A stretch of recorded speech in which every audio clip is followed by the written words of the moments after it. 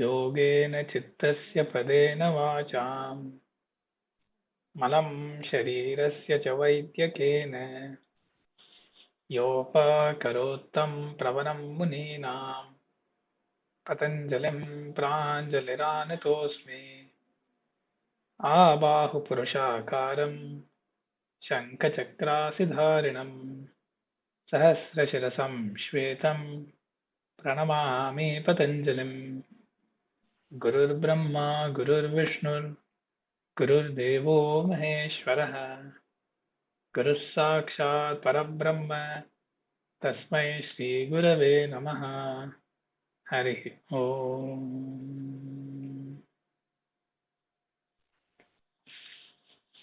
So in the previous session, we looked at a very exalted siddhi, and that was the siddhi was Purusha Jnanam. And there was quite a bit of context to be understood, quite a bit of theory to be learned. So that was Sutra 3.35. Sattva Purushayor Atyanta Asankirnayoho Pratyaya Vishesho Bhogaha Parartatvat Swartha Sanyamat Purusha Jnanam. Just before that, we had seen Hridaya Chitta Samvit, so that the means to get a complete sakshatkara, complete direct realization, direct understanding of the chitta, and then an understanding of the Purusha was covered in 3.34 and 35. And with that same context, we move to Sutra 3.36. tataḥ prātibhaśrāvaṇavedanādarśāsvādavārtā jāyante. So this is in continuation because it says tataḥ, from there, from that. From what? From the sanyama that was mentioned in the previous sutra, which led to Purusha Jnanam. What arises? What kind of siddhi emerges? That is what this sutra enumerates. The siddhis that emerge are pratibha, shravana, vedana, ādarsha, āsvāda, and vārtā. So Vyasa will explain what is the meaning of all of this, and we will cover that as we go to the bhashya. But essentially, this is not a new sanyama being prescribed. The previous sanyama led to the great Purusha Jnanam, but at the same time, there are certain so-called byproducts that are coming, siddhis in terms of, or byproducts in terms of siddhis, and those are being enumerated here, which is the pratibha, shravana, vedana, ādarsha, etc. So now let's look at the bhashya so that we understand what is being said. So Vyasa explains, pratibhat sukshma vyavahita viprakrishta atita anagata jnanam. So in some sense, this is related to the sutra that we had seen earlier, which had said pratibhat va sarvam. And at that time, Vyasa had explained pratibham namatarakam tad vivekajasya jnanasya purva rupam, etc. So all the siddhis that have been mentioned so far will anyway be available to the yogi as part of the pratibha. And the pratibha was explained as the dawn before the sunrise, where the sun is that of the viveka khyati, the viveka jnanam. So just a stage earlier, the dawn before that was referred to as pratibha. So it is a similar, or the siddhi here is being specifically enumerated, saying pratibhat, from that. Sukshma, so which is complete realization, understanding, sakshatkara. It is as though it is directly perceived. The kind of understanding, the 360-degree understanding that you can get through Sanyama, Samadhi, etc. is available for Sukshma, anything that is subtle or the subtlest, that can be understood. Then Vyavahita. Vyavahita means something that may be otherwise, let's say, blocked or not directly accessible. even that is accessible here. Viprakrishta, something that is very far away, so it is not in the range of our normal senses, but still that can be completely grasped and understood through this siddhi, the pratibha siddhi. Atita, something that is a thing of the past because it has come and gone, it has happened, but all of that can be understood. Anagata, something that is in the potential state that is yet to arrive, all of that can also be understood. So, pratibhat, sukshma, vyavahita, viprakrishta, atita, anagata, jnanam. So essentially the pratibha siddhi gives a lot of power of knowledge in some sense, because anything that is otherwise not in the purview of knowledge or not accessible through knowledge suddenly becomes completely available for direct and complete understanding. So that is the first among the siddhis listed. Tataḥ pratibha. Next is Shravana. So Shravanat, says Vyasa, Shravanat divya shabda shravanam. So essentially through the Shravana there is the divya shabda, the essential sound, the divine sound, etc., the vishaya of the shrotrendriya. So shrotrendriya is the indriya of hearing.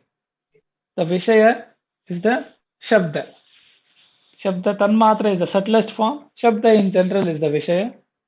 And there is only a certain range of shabda that is otherwise available to the laukika, worldly hearing indriya. But here, through the siddhi, the divya shabda, all of the that is beyond worldly, divine, etc., is available to the yogi.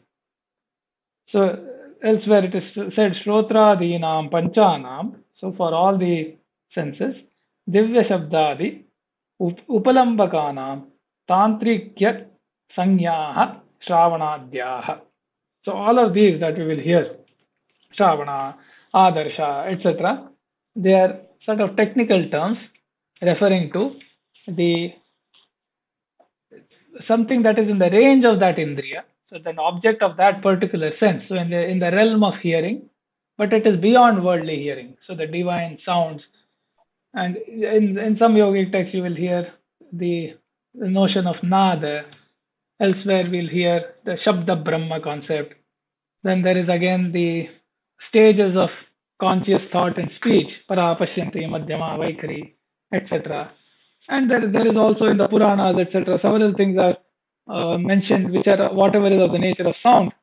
That all becomes available to the yogi through the siddhi, which is the Shravana mentioned here. So, Shravanat Divya Shabda Shravanam. Next, says Vyasa, Vedanat Divya Sparshadigamaha. So the Divya Sparsha, the divine touch, so to speak, is available through the siddhi called Vedana. So essentially for each of the indriyas, if you think of it, any creature, any jantu, the access to the world is through the indriyas. So it is not as though directly objects are seen. What is seen is the shabda sparsha rupa rasa gandha, the what is heard, what is seen, what is touched, etc. So for each of those, there is this exalted higher level that these siddhis make available, so that the divine category for those objects suddenly become available to the yogi. So Vedana Divya Sparshadigamaha. So the sparsha refers to the sense of touch and its object. Similarly, Adarshat Divya Rupa Samvikt. So Adarsha is a similar thing, but in the realm of vision and seeing. So Divya Rupa. So there is so much about Divya Rupa again in Stotras. So there is the Vibhuti of Bhagavan that is often mentioned. The Shuddha Sattva as a concept which is beyond the normal prakriti of sattva rajatama. So all of these divya rupas, often it is said that the deity or say Narayana will assume a certain form for the worship by the devotee. In the Bhagavad Gita, there is this mention of Vishwarupa Darshanam and the Divya Chakshu given to Arjuna so that he is able to see that enormous form of the Lord, etc. So Adarshat, Divya Rupa Samvit, all of that becomes accessible to the yogi. Similarly, Asvadat, Divya Rasa Samvit. So this is for the sense of taste, so to speak, the indriya of that, whose object is known as rasa. So here you get the Divya Rasa. So Divya Rasa is also mentioned in several places like the Amritam, for which there have been wars among the celestials.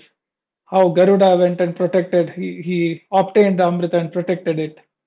And there is a story of the churning of the ocean, Samudra Mantanam, by which the Amrita was extracted, and then Vishnu had to intervene to ensure that it is the Devas that receive it and not the Danavas, etc. So these have a very prominent place in the overall the lore of so-called mythology, but in this whole story of celestials and devotees, and each of those stories have a sort of adhyatmic aspect to it. Here what is being said by enumerating all the indriyas is all of that becomes available to the yogi.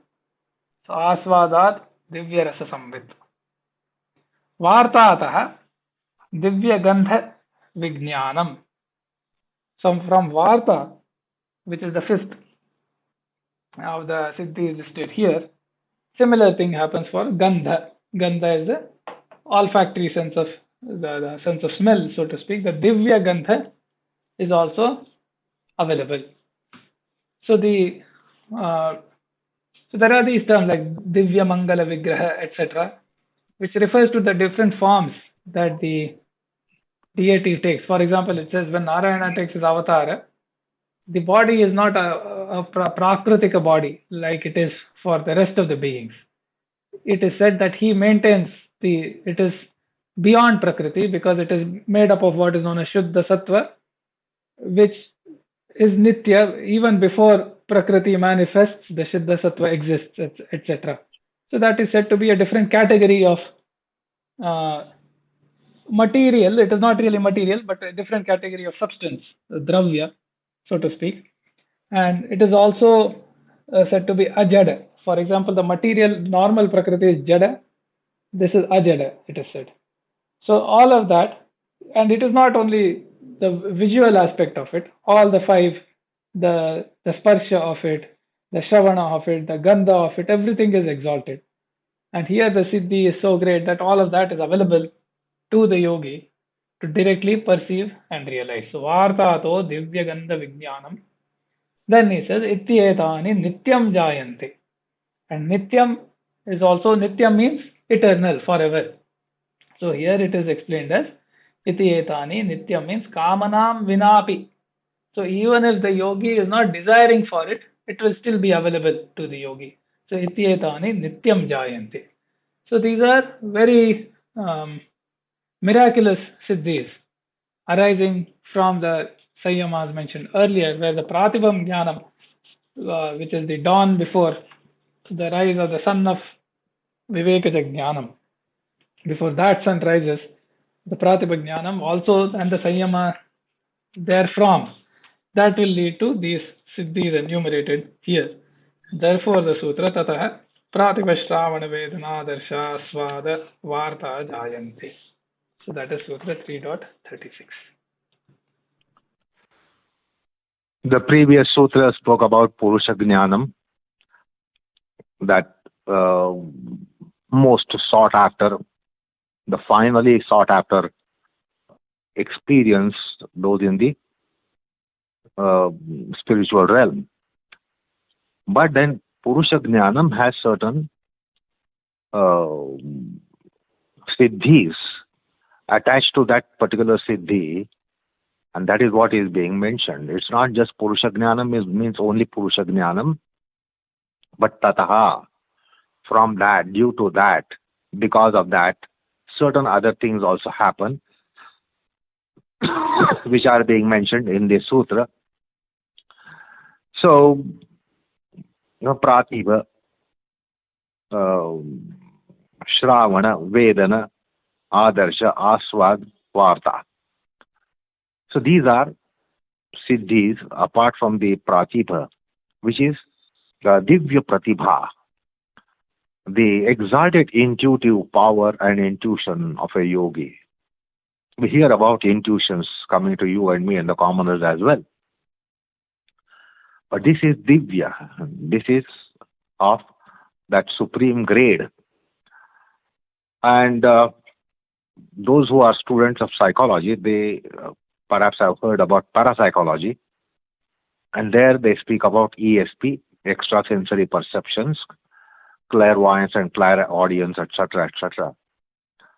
So in parapsychology, such things are spoken about, which are superhuman abilities. But this is further far beyond that. That is why it has been described as divyam, because this is ensuing out of samadhi, this is ensuing out of samyama, by which the purusha jnana is had. So students of parapsychology should not mistake that Patanjali is also speaking about parapsychology, because this has root in samyama, and that too atma jnana or purusha jnana. So divya pratibha, the pratibha jnanam or the pratibha, so-called intuitive knowledge or intuitive experience, is also of the grade of divya, that is extraterrestrial. On the terrestrial plane, we can have some intuitions which has a limited radius to operate, but this has infinite radius to operate. That's why it is divya. And you will notice that these pertain to the jnanendriyas after pratibha, shravana, vedana, ādarsha, āsvād, and vārtā. Now, you heard about divya shravanam. Now, our Vedas or the Vedic hymns were also said to be heard by the rishis. In the formative phase of a Verikalpa, the rishis have this kind of revelation of Vedas. So they hear the Vedas. So all these rishis who are Veda drashtas, mantra drashtas, who revealed and realized the Vedas in the sound form, they heard those. All the Vedic hymns were heard by Vasishtha Vamadevadi rishis of Vedas. So that's the divya shravanam. Now, this is nowhere circumscribed by the parapsychology's clairaudience. It is only a little superhuman. In parapsychology, the attainments are little superhuman. But this is of a boundless kind of range within which divya shravanam is had. They only hear the divya shravanam. It is not to be deemed that they also hear everything. That would make a chaos. So what is inaccessible for a mortal or a terrestrial being, they are able to hear that. So that is shravanam, then shravanam, then vedana. Vedana is divya sparsha, the touch sensation. We have touch sensation in a limited range. Very subtle touches are not had by us. But here it is beyond the terrestrial plane, or even that is offered by parapsychology. So it is all celestial. It is celestial sensation of Vedana. And then Ādarsha is also Rupa, and you just now heard when the Vishwarupa Darshanam was being given, all those warriors on the battlefield could not be sighting it, because Arjuna was given the Divya Chakshu, and he could only sight. The Blessed One only could sight, and not everyone who had gathered on the battlefield. So that's also a Divya Rupa, which is spoken of by the Puranas. Then comes the Asvada, is Rasasvada, the gustatory sensation. This is also celestial kind of gustatory sensation. And the Varta, that is the Divya Gandha Vijnanam. So these are all celestial sensations which come to a yogi who has attained the samyama mentioned in the previous sutra. So it is not just Purusha Jnanam, but along with Purusha Jnanam, these are the other siddhis which form a cluster, and yogi is also able to get this. So one can understand what is that realm of spiritual knowledge. So spiritual knowledge is not just spiritual knowledge, but it breaks all the barriers for human ability to get any kind of knowledge, and attains the supreme plane everywhere. So that is Divya grade of Shravana, Vedana, Adarsha, Asvad and Varta. So that's how these siddhis also accompany the Purusha Jnana Siddhi, which was mentioned in the previous sutra. Finally, I will tell you that this is not to be mistaken as parapsychology. This is far beyond. It doesn't grasp all those which are mundane kind of super sensations. These are in the spiritual realm, and these are spiritual experiences, and these are cherished by a seeker in the path of Adhyatma and Paramartha. So that is what is being mentioned in this sutra. So Sukshma Jnanam also, Sukshmam Vyavahita Viprakrushtha Atita Anagata. So whatever is needed in a spiritual pursuit, or one who is spiritually enlightened, he will be able to get all those without being limited, because something is subtle and therefore not accessed or not grasped. No, it doesn't happen. Something veiled and therefore not grasped. No, it will not happen. Something remote, Viprakrushtha, or something Atita, something Vartaman. It's not that he knows everything about Atita Anagata. Whatever has to be known on the spiritual pedestal that he has got mounted, he is able to get all this. This is what is to be understood by this. So that's again a glorious siddhi which accompanies the siddhi mentioned in the previous sutra of the nature of Purusha Jnanam. Okay.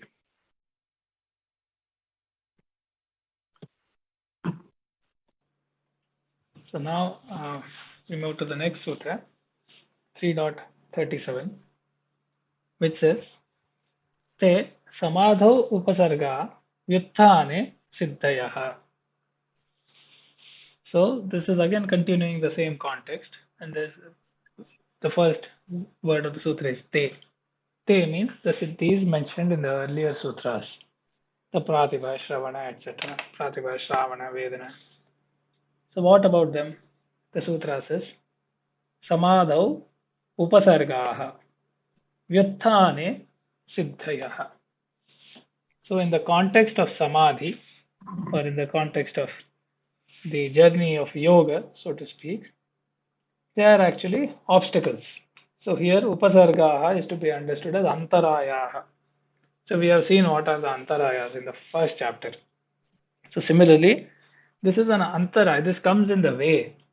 So here Patanjali is laying down the theory and the framework. At the same time, it can also be understood as cautioning the seeker who is taking the Yoga Sutras as a guideline for his own or her own sadhana, so to speak. So all these siddhis, no doubt they are extremely great, highly exalted. However, in the context of samadhi and yoga, because we have seen yoga samadhi, we have also seen that the sanyamas and the samadhi, there isn't just one. There are several levels and layers. And the next one, yogat yogo pravartate, it had been said, where the next sanyama or the next samadhi for a given yogi is indicated by the previous samadhi. So, in this case, in that path, having received the sanyama of chitta samvit and purusha jnanam, then all these great siddhis, the yogi, as Guruji also has put in his book, the yogi may mistakenly think that he has reached the zenith. Everything that has to be attained has been attained. And then the siddhis may in some sense ensnare the yogi away from the direction of abhyasa and vairagya, which are the main means of yoga. So Patanjali here is pointing out that they samādhāvupasargā, they actually come in the way. They are sort of nature of obstacles, even though they are great siddhis. Vyutthāne siddhayaḥ. Vyutthāna state means the normal worldly state, where the chitta, the mind, buddhi, ahankar is operating like any other worldly person in the samsara.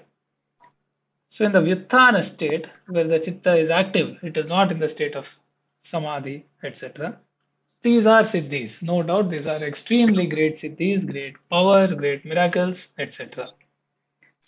So the same great object is problematic for the yogi who is intent on the direction of yoga, but are great powers and miracles for everybody else who is in a worldly state.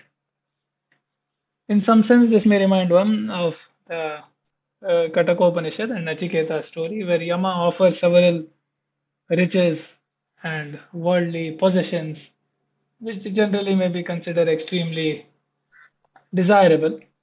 But Nachiketa says no, because he is extremely intent on the Adhyatma Jnanam. Similarly here, for a yogi intent on the path of yoga, these siddhis, albeit extremely great, there are actually obstacles, something that comes in the way. But for the vyutthāna state, these are great siddhis. So, te samādhāvupasargā vyutthāne siddhayaḥ. Now we look at what Vyasa says. This is a very short bhashya. Vyasa just explains what has been said. He says, te prātibhaśrāvaṇavedanādarśāsvādavārtā samāhita cittasya utpadyamānā upasargāha tad darshana pratyanikatvat. So, he is saying, Vyasa explains this, te prātibhaśrāvaṇavedanādarśāsvādavārtā, the pratibha, etc., which had been explained. They are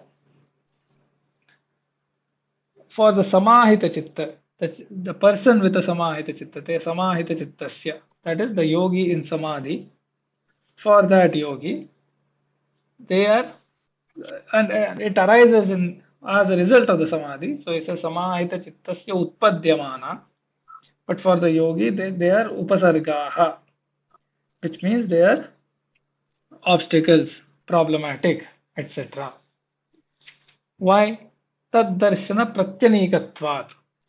Because they are in some sense receiving them or holding on to them is actually it opposes the path, so it is hostile. It is vying or pulling in the opposite direction to the direction of yoga, because the yogi wants to go in a certain direction of yoga, whereas the siddhis will pull the yogi away from that and again towards these divya objects of the senses, but still they will ensnare the senses. So pratyanika means ripu, vighna, etc. So the looking at them, jumping into them, immersing oneself into those siddhis is going to take the yogi away from samadhi and from yoga. And therefore, tad darshana pratyanikatvat. For due to that reason, they are upasargas, they are problems, obstacles for the yogi who has a samahita chitta. On the other hand, says Vyasa, vyutthita cittasya utpadyamanaha siddhayaḥ. So for these are great siddhis for someone whose chitta is in a vyutthāne state, in the worldly state, because having received these siddhis, essentially the yogi can do anything. He has great powers, great miracles at hand. So for a vyutthita chitta, these are siddhis. Now there is a small discussion as to why this is mentioned only for these siddhis and why not for all the previous siddhis. So in general, all the siddhis stated so far, they are great, they give sakshatkara, they take the yogi to the next level. But the siddhis themselves can be seen as upasargā. They are sort of obstacles. If one immerses oneself in the siddhi rather than going to the samadhi and the path of samadhi to the next level. However, it is mentioned specifically here because at this point the yogi is so close to kaivalyam, because this is very close to the level of purusha jnanam after the chitta samvit, etc. So here Patanjali makes it a point to specifically point out. Whereas in the previous cases, the samadhi and the siddhi were still quite some distance away from the level of viveka khyati. Therefore, it has been placed at this point, and that is the explanation of why it is mentioned here. But in some sense, it is applicable to any siddhis and the yogi immersing himself or herself into those siddhis. And this is something we have also heard Guruji mention in many of his talks, etc., or even in conversations, where he would caution that, or he would remind us that Patanjali cautions one or a yogi from reveling in one's own accomplishments or siddhis, whatever, even if at our level it may be the ability to do a certain asana very easily, or some freedom in the body or health, etc. Guruji would always say that Patanjali cautions against reveling in these siddhis, and one has to be ever intent in one's practice and understanding to go to the next level without stopping and enjoying the siddhis too much. So that also this sutra reminds us of that teaching from Guruji as well. So this is 3.37. So the pratibhāri siddhis, which are quite enchanting to hear about, and one would be impressed for yogi to be having such kind of abilities and capacities. These are siddhis. Yoga is not for attaining siddhis, but siddhis come in its way. When you are in the path of yoga, it is not that one is trying to attain the various kinds of siddhis, but the siddhis come in his way. So now here, the divya, prātibhaśrāvaṇa, etc. mentioned in the previous sutra, they samādhāvupasargā. They are upasarga, they are obstacles to samadhi. And they are only siddhis when the yogi is in a vyutthāne state, outgoing state, when the samadhi is not in actualized condition, then these are siddhis, these are miraculous powers.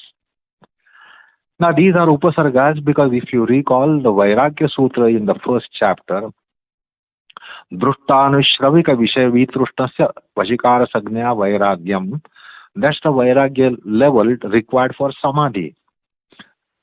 So these are divya, means anushravika vishayas.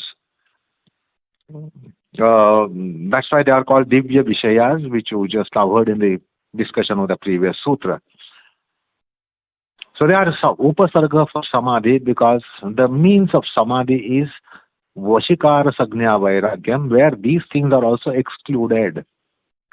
So when the yogi is heading towards the samadhi, then these siddhis that yogi might be already having, because they are nitya, so these siddhis are also to be set aside because they are obstacles.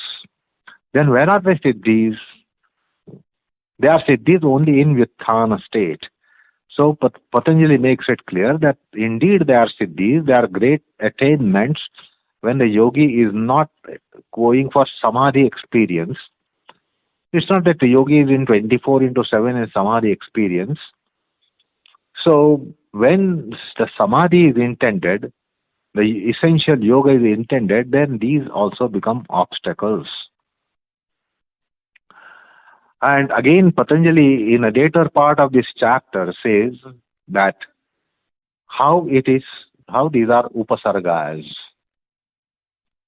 They may not be ensnaring, they may not be kind of casting a spell on a yogi, he will not be overwhelmed with the powers that he has, yet they are obstacles, which he mentions in the later part of the Vibhuti Pada, in a sutra, sthani upanimantrane sangasmaya karanam punah anishtha prasangat, that there are some others who are going to spoil the yogi, the celestial beings, which you heard in the Bhuvana Jnana Sutra, Surya Samyamat Bhuvana Jnanam, various grades of beings were described there. So those are deities, semi-deities, demi-deities, etc. So they would be making allurements, presenting allurements for yogi to give up his pursuit of higher rung of yoga. So the siddhis are not only enchanting to we mortals. It's not that we are getting overwhelmed or we find it very, very fascinating. Even the celestial beings they take cognizance of these siddhis of a yogi, and therefore they create obstacles in the path, which Patanjali is going to discuss later. However, now here, Patanjali makes it clear that yogi doesn't or should not go in pursuit of siddhis, that I want this glory and that glory and superhuman powers. They come his way, but his goal should be that eka tattva abhyasaha, which was also discussed earlier. And therefore the radar should always point out at the next rung in yoga, rather than getting caught in the siddhis which come his way. So that's why he clearly says, te samādhāvupasargā, vyutthāne siddhayaḥ. So in vyutthāna avastha, non-samadhi state, they are indeed glorious. But for samadhi state, they must be set aside, as already said in Vashikara Sajñā Vairagya, Drishta Anushravika, Divya Vishayas should be set aside in that Vashikara level of Vairagya, which will give result into Samprajñāta Samadhi. So Patanjali sounds a caution, and you just now heard about Srineet telling you how Guruji has also mentioned about this, that great people have allurements and they can be caught. That's the Laukika Buddhi. The people around him would be spoiling. Great people are spoiled by common people who are around them. This is more often the case. If you look into the history and the Puranic history, many of the great people, and even today, the great people are spoiled by the mortals who are hovering around them. And that is why all these glorious powers are upasarga. They are obstacles. But they are, however, siddhis in vyutthāna avastha. So this has been made clear by Patanjali in this sutra. Okay.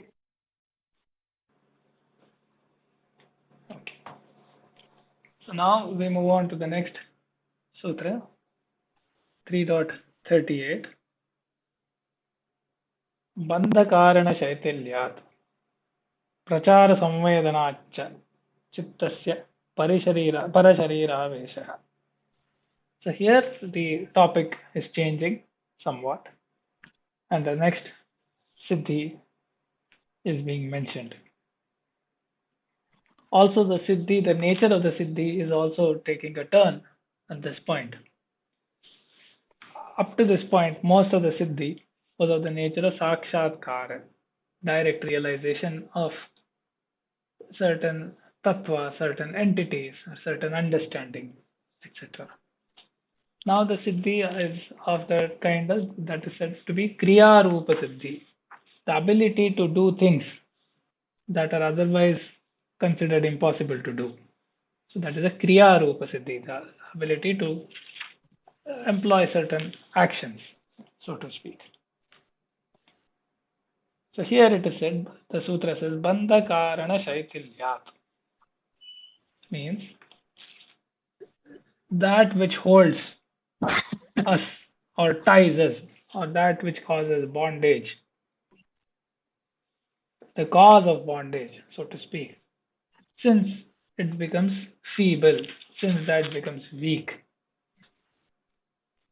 Prachara samvedanacha, by an understanding of the movement of, say, the chitta, how the nature of its movement, sort of the gati. Gati refers to direction, movement, etc. So by an understanding of that, so essentially through the samadhis, through the siddhis, that which causes bondage, the karmashaya, etc., becomes enfeebled. So that is bandhakarana chaitilyam. So because of that, bandhakarana chaitilyat, and also prachara samvedanacha, by a realization, by understanding of the esoteric aspects of how the chitta moves within the body, what is its gati, what is its the ability to move, how it can be channelized, etc. So prachara samvedanacha cittasya, so that the movement of the chitta is understood. Then what? Then paraśarīrāveśaḥ, the yogi or the chitta gains the ability to enter another body, another embodiment. So that is the siddhi, the ability for the yogi to have their chitta become or enter another body. And the reason given is bandhakarana chaitilyam and prachara samvedanam cittasya. So this is what the sutra means. Now let us look at the bhashya to understand what is being said. It says, lolibhutasya, so Vyasa says, lolibhutasya manasah apratishthasya sharire karmashayavashat bandha pratishtha ityartha. So, what is the nature of a chitta? The chitta or the manas, it is essentially ever moving. It is chanchalam manaha. It is said yatra kvachana gaminaha or yatra kvachana gami manaha. It is willing to go here and there, moving all the time. So that is the nature of the manas. So loli bhutasya manasaha apratishthasya. So essentially it is not steady, it doesn't want to be established, it is moving all the time. Then why is it tied to the body, to one body? It says sharire karmashaya vashat bandha, because the karmashaya, the karmas that we have discussed in great detail when discussing the second chapter, but the various karmas performed by that individual, and he has to undergo the bhoga or the fruits of that karma, and the fruits are of a certain nature, and in a certain birth we have seen the pradhana karmashaya will be chosen, and then the corresponding other karmas from the past will be grouped together and so on. So that is, from that there is a jati ayu bhoga. So there is a certain the individual will be born as a certain specific creature, which corresponds to the fruits that the individual has to undergo. So it could be an animal, a human being, a devata, etc. And then with that sharira, there is a certain length of lifespan, again from the fruit of karma, and there's a certain set of experiences or bhoga, again as a fruit of karma. So all of that ties the chitta or the manas to that particular body. So karmashaya vashat, it is the whole heap of karmas that is causing the bandha, and pratishtha. So the pratishtha, the establishing of the manas in a certain body, is attributed to the karmashaya. So it is explained in another text as manasaha dharma dharma vashadeva sharire ya pratishtha jnana hetu sambandha visheshaha sabandha ityarthaha. So what is bandha? Because of the dharma, the punya, apunya, etc. actions that have been done by the individual in the different lifetimes, that is why the manas is established in a certain body. So the mana is in a certain sharira. Sharire ya pratishtha jnana hetu. And that is leading to the establishing there, and also jnana hetu means that is why the certain experiences the individual has to undergo. So that sambandha visheshaha, that particular relationship is called bandha. That is bandha, or the tying of the manas or the chitta to a certain body. Now what happens? Tasya karmanaha bandha karanasya shaitilyam samadhi balad bhavati. So the samadhi bala, the power of the samadhi, okay, the ability to do samadhi brings in it has a certain bala or a power. What happens because of that? Tasya karmanaha bandha karanasya karmanaha shaitilyam. The karma that was causing the bandha, that is enfeebled, and that also we have seen in the first and second chapters of how there is a vyutthāne samskara, then there is a samskara leading to sampragnata samadhi, then there is a nirodha samskara, etc. And one set of samskaras will overpower the other samskaras and so on. And essentially, the karmas that cause bondage, and that karmashaya is enfeebled as a yogi progresses in the samadhi. So tasya karmanaha, which karma? The bandha karanasya karmanaha, the karma that has caused the bandha, there is a shaitilyam, it becomes weak, it becomes feeble. Why? Samadhi balad. Further something happens due to samadhi. What is that? Prachara samvedanam cha cittasya samadhijam eva. From the samadhi, the jnana that comes to the yogi, the realization, sakshatkara that arises. So the yogi gets to know the nature of the movement of chitta, how the chitta moves, what is its nature, how it can be channelized, etc.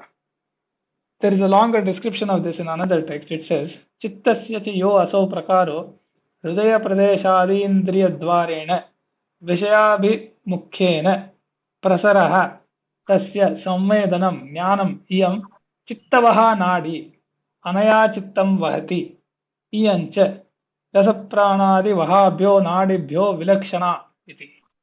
So elsewhere it is said, a yogi through samadhi understands that, oh, this is the path, this is the nadi through which the chitta will go. This is where the chitta will move. And this nadi is different from the nadi through which the rasa and the prana moves, and so on. Then, paraśarīrāveśaḥ yada sancharam janati tada parakiyam shariram mritam jivat shariram va chitta sancharadvarena pravishati. So essentially, the yogi understands how the manas moves, how the chitta moves in the quote unquote what is known as the esoteric embodiment. Patanjali and Vyasa explain it more simply by saying prachara samvedanam cha cittasya samadhijam eva. So through samadhi, there is a jnanam, the realization of how the prachara of chitta, the movement of chitta happens. So there are two things happening here. The yogi has learnt everything about the movement of chitta, and the forces that were tying the chitta to the body, which is the karmashaya, those forces have become weak. So now, karma bandhakshayat svachittasya prachara samvedanāccha yogi chittam svasharirat nishkrishya sharirantareshu nikshipati. So because the karma bandha has become weak and it is no longer strong enough to hold the chitta to the body, and because the yogi has now understood, due to the prachara samvedanam, he has complete knowledge of the movement of chitta, what does the yogi do? Yogi chittam svasharirat nishkrishya, by pulling away the chitta from one's own body, sharirantareshu, in another different shariras, nikshipati. The chitta is moved into that. So yogi gets the ability of removing the chitta from one's own body and having it enter another body or bodies at different times. Now, nikshiptam chittam cha indriyani anupatanti. So, when the chitta moves, when the yogi takes his chitta away from the body into another body, the indriyas will follow that chitta. So, whenever the chitta moves, the indriyas move. This is again explained by an analogy. Yatha madhukara rajanam makshika utpatantam anutpatanti nivishamanam anunivishante tata indriyani paraśarīrāveśaḥ chittam anuvidiyante iti. So just like the Madhukara Raja is generally referred to as the queen bee. When the queen bee moves, all the bees will follow. When the queen bee enters and settles down, all the other bees will enter and settle down. Similarly, when the chitta moves, the indriyas will follow. When the chitta enters and settles into a certain body, all the indriyas will enter and settle into that place.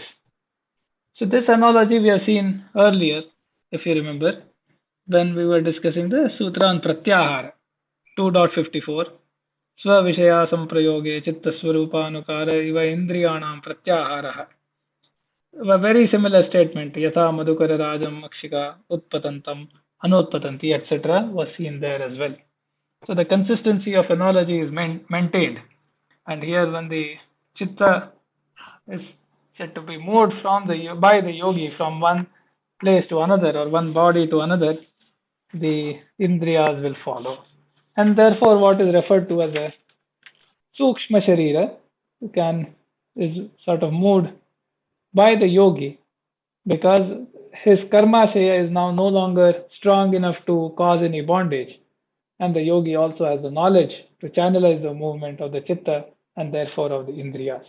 So this is a siddhi which is a kriya rupa siddhi, where yogi is able to perform things that otherwise cannot be performed in the worldly realm. So this is Sutra 3.38. So as you heard, this is a kriya rupa siddhi, and the siddhis seen earlier were more of the nature of jnana rupa siddhi. So this kriya rupa siddhi is also having another cluster of siddhis which are anima, mahima, lagima, garima, prapti, etc., where the yogi can do certain things which are miraculous. And so far we saw the yogi knows something which is miraculous. So this is one of the kriya siddhis, as you just now heard. It is also paraśarīrāveśaḥ or called parakaya pravesha. How does it happen? You heard bandhakarana shaithilyat. Why is the chitta attached to body? It is because of the bondage and cause of bondage. The bondage and cause of bondage keeps the psyche consciousness attached to a body. And by yogic practices, samadhi sadhana, these bondages are loosened, shackles are loosened. While our case, like we mortals, the shackles are so very strong that we cannot break the shackles. But for a yogi, because of his the yoga sadhana, or by grace of yoga and by practice of yoga, these causes of bondage are loosened. That's called bandhakarana shaithilyam. And bandhakaranam you just now heard.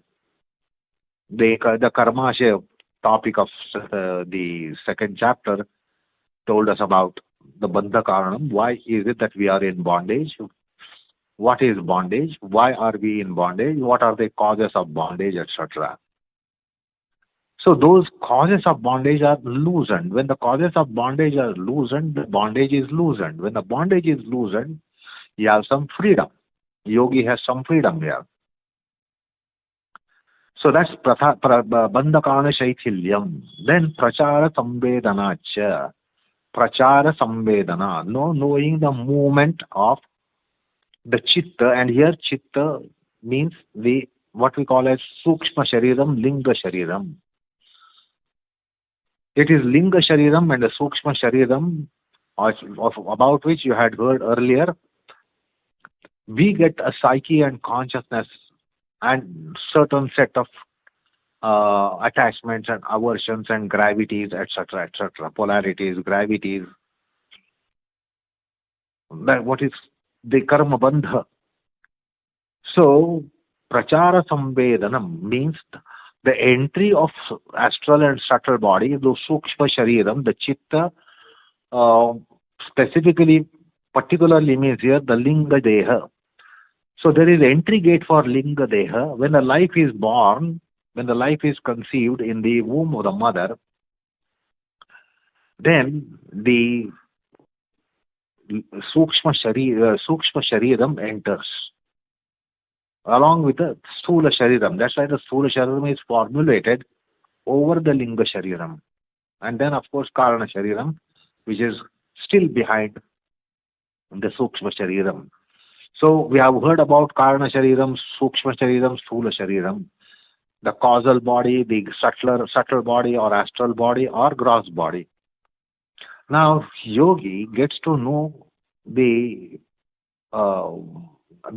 gets the knowledge about the entry gate of psychic consciousness and exit gate of psychic consciousness. We all know that on the point of death, the sukshma sharira leaves the body and the gross body is left behind. What we call as mortal coils, and they are disposed in some way or the other. So that remains behind, but something goes. What is that which goes? The astral body, sukshma shariram, goes. For it to go and escape from the body on the point of death, there is a gate. And through that gate, it escapes. Now, if there is exit gate, there is also entry gate. So it also enters through the gate. And in the mysticism, it is described that the life is born out of the kamana of parents. And the kamana is triggered in the heart. So, therefore, there is some samvedana about entry gate of sukshma shariram, linga shariram, or the chitta of the nature of astral body and sukshma sharira, and its exit gate. So that is prachara samvedana. That is knowledge about the entry gate and exit gate of the chitta, which is the sukshma shariram. And therefore, when yogi effects a paraśarīrāveśaḥ or parakaya pravesha, he lays there as if dead. And therefore, in mythology, we have incidences where we are told that the bodies must be preserved, otherwise yogi will not be able to return. So when the parakaya pravesha is to be attempted by a yogi, he makes arrangement for the body to be preserved so that it can come back after the mission is over. And this comes in the life of Srimad Adi Shankaracharya, who had to perform parakaya pravesham because he put a question during a debate which could not be answered by him by being an ascetic of high order. That was something very worldly question, mundane question, which pertains to desires of grihasti, and therefore he could not answer. So therefore he effected parakaya pravesha and entered the embodiment of a king, and then understood, not experienced, but understood the kamana, the ichha, the desire, the passion that comes in the mind of a grihasti. And therefore he came back and answered the question. If he had answered the question, then his asceticism would have been doubted. One would have doubted, you are not an ascetic of high order, because how do you know this? You are not supposed to know this. How do you know this? If you know this, you have experienced this. If you have experienced this, then you are not a sannyasi, you are not an ascetic. So it was a difficult position for him. So he took recourse to parakaya pravesha, if you look into life of Srimad Adi Shankaracharya, and returned back because his disciples had preserved the body, so he could enter his own body knowing the entry gate. Now, we people, when the Sukshma Sharira has escaped the body, we cannot get it back. We cannot revive our life. Once dead, we cannot revive it because we do not have any idea of this entry gate of psyche, consciousness, Sukshma Shariram. Whereas yogi has knowledge of both. The arrival gate and departure gate, he is aware of both. How is he aware of this? It is because of Samadhi. So this has been made clear that both Bandha Karana Shaithilyam is because of Samadhi Bala and Prachara Samvedanam is also because of the Samadhi Balam or Samadhijam. So because of Samadhi, he has both abilities that he can loosen the Bandha Karana, and that is so important. Otherwise, the psyche would not escape because of the shackles on all sides, strong shackles on all sides. So those should be loosened, and they are loosened by Samadhi. But that is not enough. Also, Prachara Samvedana is required. He should be knowing the process and gate of exit and entry. So that also comes out of Samadhi. So both are Samadhi Janya. And that's why he is able to effect this. Now, when his subtle body leaves for parakaya pravesha or paraśarīrāveśaḥ, it is for some purpose. As you heard about Shankaracharya's case, he wanted to have some knowledge. And therefore, Patanjali also makes it clear that as the subtle body or that aspect of chitta called subtle body escapes, leaves the body, the indriyas too follow because of the condition which is like Madhukara Raja, the queen bee. And therefore the senses would also go out for him to have cognition, perception, and then it would come back. And because it is again Madhukara Raja, and the senses would also come back along with the Sukshma Shariram, and again the embodiment would be intact. So that's how this Siddhi has been mentioned. So there are two aspects. One is Bandha Karana Shaithilyam. The bondage causes must be loosened, without which this Siddhi won't happen. And secondly, Prachara Samvedana, knowledge of entry gate, exit gate, entry process, exit process. How the life enters. When the life enters, it is Karana Shariram, Sukshma Shariram, Sthula Shariram. So that's how they enter.